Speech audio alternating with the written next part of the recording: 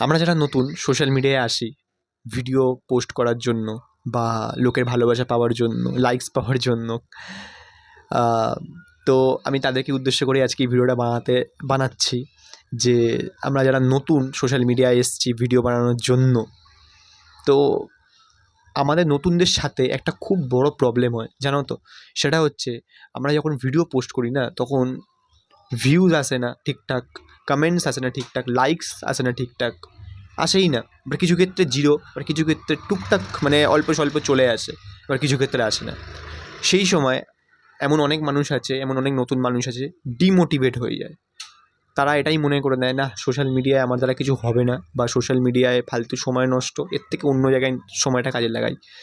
তো এমন অনেক মানুষরা মনে করে দেয়, নতুন মানুষরা মনে করে নেয়। আমি তাদেরকে উদ্দেশ্য করে বলতে চাই একটাই কথা, যে সবারই হবে, একদিন ঠিকই হবে, বাট একটু তো সময় লাগছে।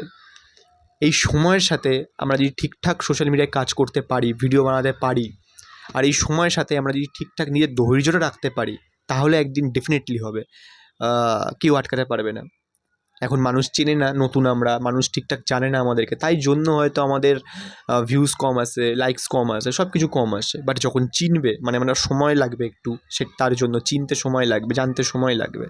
বাট আমরা যদি ঠিকঠাক ধৈর্য রেখে যদি আমরা কাজ করতে পারি, আজকে যতটা আমরা সময় দিচ্ছি বা মেহনত করছি, এক সময় ঠিকই একটা সময় আসবে, সোশ্যাল মিডিয়া থেকে আমরা অনেক ভালোবাসা পাবো, এবং ডেফিনেটলি আমাদের অনেক লোকেরা চিনবে। তো এই মেন্টালিটিটা রেখে আমরা যদি সোশ্যাল মিডিয়ায় কাজ করতে পারি বা সময় দিতে পারি, ডেফিনেটলি আমরা একদিন সাকসেস আমরা পাবোই।